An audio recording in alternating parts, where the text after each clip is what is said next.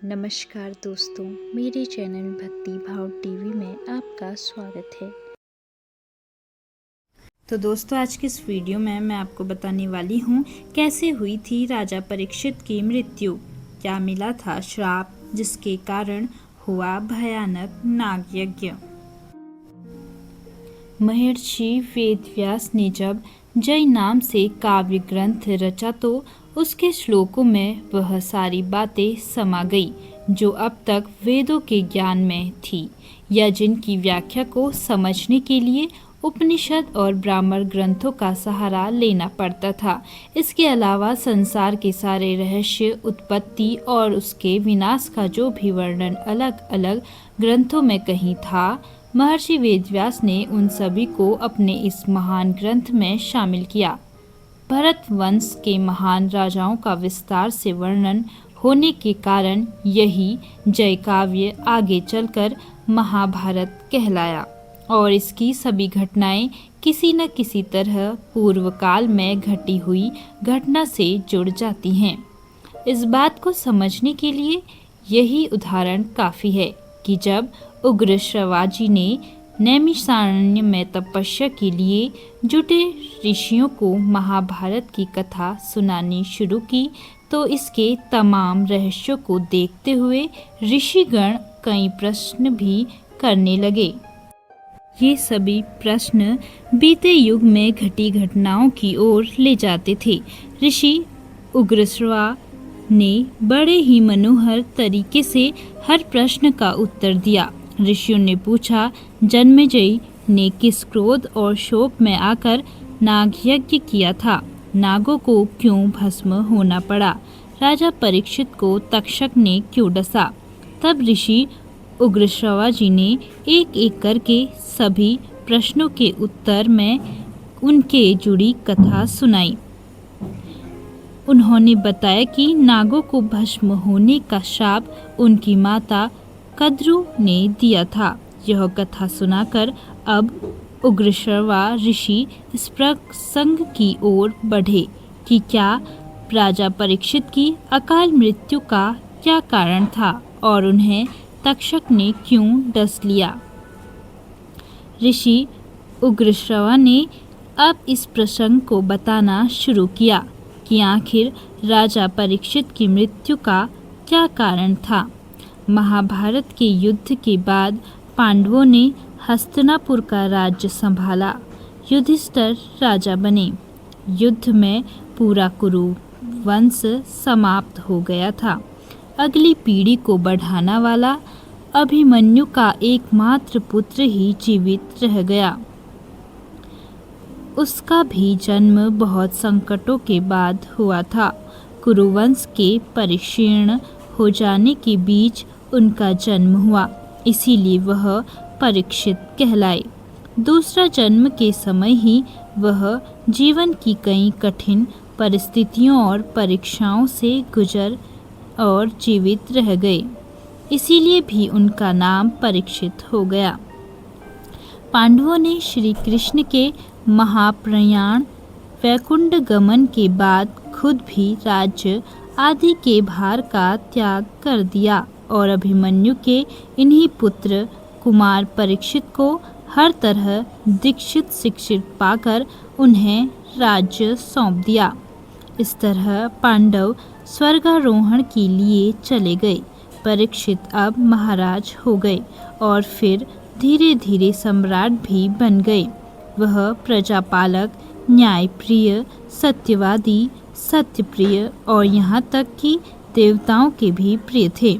उन्होंने कुलगुरु कृपाचार्य से ही धनुर्वेद की शिक्षा ली। उनसे ही नीति भी पढ़े और उसी नीति का पालन करते हुए राज्य का संचालन करने लगे। वह राजधर्म में कुशल थे, अर्थशास्त्र में निपुण थे। उनके राज्य में चोरी और लूट जैसे अपराध नहीं होते थे। गृहस्थ, सन्यासी, व्यापारी, संत उनके राज्य में सभी प्रसन्न थे। इतना कहकर उग्रश्रवा जी रुक गए, फिर बोले, ऋषिगणों, यह सब कुछ जन्मेजय के पूछने पर उनके मंत्रियों ने उन्हें बताया। तब जन्मेजय ने कहा, अपने महान पिता के विषय में मैं यह सब कुछ जानता हूँ। उनके प्रताप पर कोई संदेह नहीं। फिर भी मैं तो आप सभी बुद्धिमान सुधीजनों से उनकी मृत्यु का कारण जानना चाहता हूँ।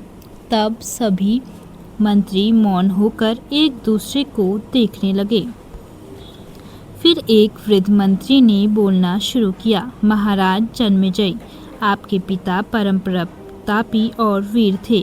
कुरुकुल के अन्य पूर्वज राजाओं और जैसे महाराज पांडु की ही तरह वह भी शिकार प्रेमी थे। एक बार वह शिकार खेलने के लिए ही निकले और बहुत दूर चले गए। उन्होंने एक हिरन पर निशाना साध रखा था, लेकिन हिरन कुलाचे भरता हुए उन्हें घने वन में ले गया और राज्य से दूर कर दिया। क्योंकि आपके पिता अब बूढ़े होने लगे थे और शिकार की दौड़ से थक भी गए, उन्हें जोरों की भूख लगी और सूर्यदेव सिर की सीध पर ही थे। तेज धूप के कारण और थकान भूख से महाराज विकल परेशान होने लगे। प्रतापी महापुरुषों के लिए धीरज सबसे बड़ा धर्म होता है, लेकिन महाराज परीक्षित थकान से अधीर होने लगे। इसी समय उन्हें जंगल में एक मुनि का आश्रम दिखा। वह वहां पहुंचे और मुनि से आश्रम, भोजन, जल आदि को लेकर प्रसन्न करने लगे। मुनि उस वक्त ध्यान अवस्था में थे और दूसरा उन्होंने मौन व्रत भी धारण किया था। इधर जब मुनि ने कोई उत्तर नहीं दिया तो थकान से विकल और अधीर हुए महाराज क्रोधित होने लगे और मुनि का तिरस्कार करने के लिए धनुष की नोक से वहीं पर एक मरे पड़े सांप को उठाकर उनके गले में डाल दिया। मुनि ने राजा के इस कृत्य पर कोई प्रतिक्रिया नहीं दी और चुपचाप अपनी साधना में लगे रहे। राजा भी अपनी राजधानी लौट आए। उन्मौन मुनि का नाम था ऋषि शमीक। ऋषि शमीक के पुत्र थे ऋषि श्रृंगी। वह भी पिता की ही तरह तेज, व्रतधारी और बड़े तपस्वी थे। हालांकि वह क्रोध को नहीं जीत सके थे। उन्होंने जब अपने एक मित्र के मुख से यह सारा वृतांत सुना तो बड़े क्रोधित हुए और तुरंत ही हाथ में जल लेकर राजा को श्राप दिया, जिसने मेरे निरपराध पिता के गले में मरा हुआ सांप डाला है, उस दुष्ट को 7 दिन के भीतर ही तक्षक जलाकर भस्म कर देगा। यह श्राप देकर ऋषि श्रृंगी अपने पिता के पास पहुँचे और उनका हालचाल लिया। इसी दौरान उन्होंने श्राप वाली बात भी पिता को बताई। तब ऋषि शमीक बहुत चिंतित हुए। उन्होंने तुरंत ही आपके पिता हमारे महाराज परीक्षित के पास अपने एक शिष्य को भेजकर यह जानकारी दी और सावधान रहने के लिए कहा। उन्होंने आपके पिता को बचाने के लिए और भी प्रयोजन किए, लेकिन वह भी असफल रहे। जन्मेजय ने पूछा, उन्होंने मेरे पिता को बचाने के लिए क्या किया और वह असफल कैसे हुए? इस पर उस वृद्ध मंत्री ने कहा, महाराज जन्मेजय, जिस दिन श्राप का 7वां दिन था, तब तक्षक आपके पिता को डसने के लिए निकला। वह जब आ रहा था तो उसने मार्ग में कश्यप नाम के एक ब्राह्मण को बहुत तेजी से हस्तिनापुर की ओर बढ़ते देखा। उसने अपना रूप बदला और उन ब्राह्मण से पूछा कि आप कौन हैं और इतनी तेजी से कहाँ जा रहे हैं? कश्यप ब्राह्मण ने कहा, आज तक्षक नाग जरूर ही राजा परीक्षित को डसकर भस्म कर देगा। मैं वहीं जा रहा हूँ। जैसे ही तक्षक अपना कार्य कर लेगा, मैं मंत्रों से राजा को जीवित कर दूंगा। अगर मैं समय पर पहुंच गया तब तो तक्षक उन्हें डस भी नहीं सकेगा। यह सब सुनकर तक्षक अपने असली रूप में सामने आया और बोला, महामुनि, मैं ही तक्षक हूँ। मेरे डसे हुए कोई नहीं जीवित कर सकता है। वह तुरंत भस्म हो जाता है। आप कुछ नहीं कर सकेंगे। ऐसा कहकर तक्षक ने वहीं खड़े एक पेड़ को डस लिया। तक्षक के ऐसा करते ही पेड़ भस्म हो गया। यह देखकर कश्यप ब्राह्मण ने विद्या के बल से उस पेड़ को उसी समय हरा भरा कर दिया। तक्षक ने यह चमत्कार देखा तो दंग रह गया। अब वह ब्राह्मण को तरह तरह के प्रलोभन देने लगा। उसने पूछा कि आप हस्तिनापुर क्यों जाना चाहते हैं?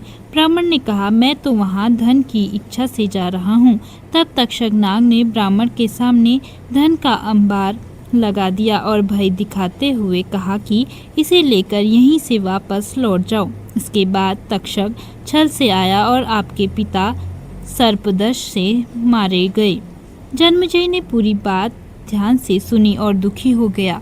फिर भी उसने धीरज नहीं खोया और बोला, मंत्रीवर, आपने जो वृक्ष के भस्म होने पर फिर हरा भरा हो जाने की कथा सुनाई, बड़े आश्चर्य की बात है।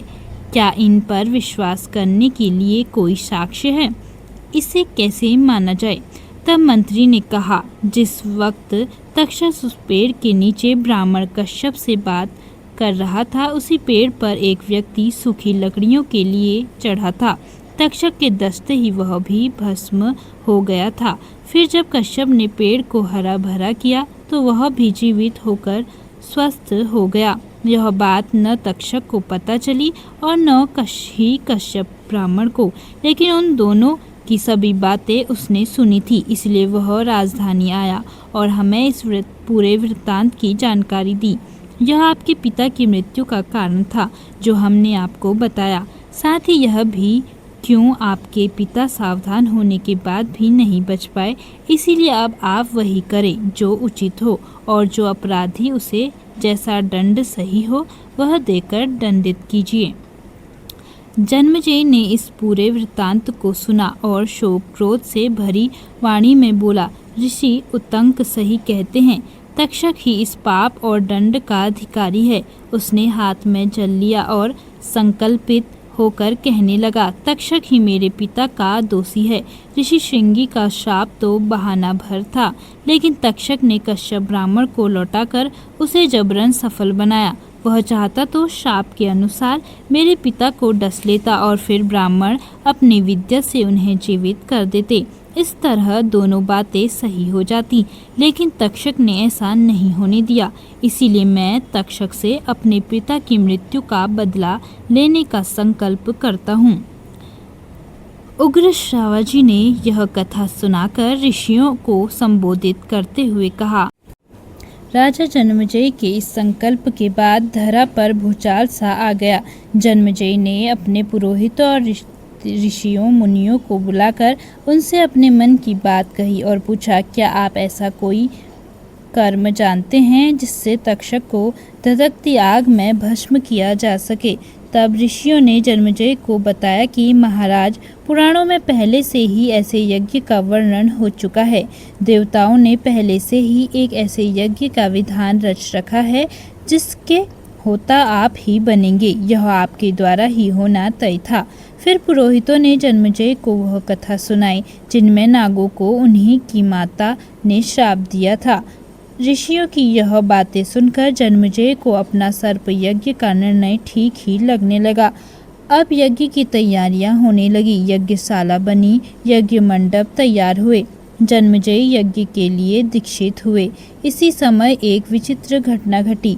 यज्ञ मंडप के लिए वेदी बनाते हुए एक बुद्धिमान सूत ने कहा, जिस स्थान और समय पर इस यज्ञ मंडप के मापने की क्रिया शुरू हुई है, उसे देखकर ऐसा लगता है कि किसी ब्राह्मण के कारण यह यज्ञ पूर्ण नहीं हो सकेगा। राजा जन्मेजय ने यह बात सुनी तो द्वारपालों से कह दिया कि बिना मुझे सूचना दिए और आज्ञा लिए कोई बाहरी मनुष्य यज्ञ मंडप न आने पाए।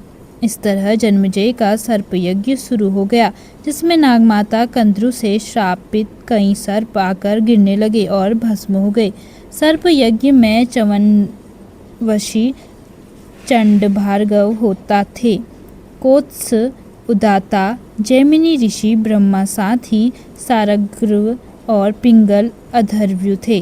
पुत्र और शिष्यों के साथ व्यास जी, उच्छालक ऋषि, प्रमतक, श्वेत केतु, अशीत देवल आदि इसके सदस्य थे। नाम ले लेकर आहुति देते ही बड़े बड़े भयानक सर्प आकर अग्नि कुंड में गिर जाते और भस्म हो जाते थे।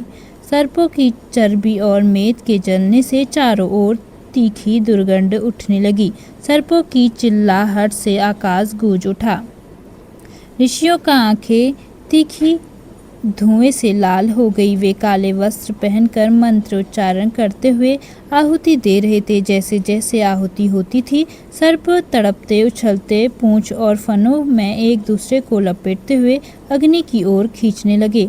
कुछ बड़े सर्प भारी सांस लेकर खुद रोकने की कोशिश करते, लेकिन सब व्यर्थ। सफ़ेद, काले, पीले, लाल, चमकीले हर तरह के सांप आग के मुंह में गिरने लगे और भस्म होने लगे। कोई 4 कोस तक लंबे और कोई गाय के कान जितने ही छोटे। कुछ बूढ़े, कुछ नौजवान, सभी गिरने लगे। कुछ बाल सर्प तो ऊपर ही ऊपर कुंड की गर्मी से भस्म हो गए। तक्षक ने यह सब देखा और सुना तो घबराकर देवराज इंद्र की शरण में चला गया। बोला, मैं अपराधी हूँ और आपकी शरण में आया हूँ।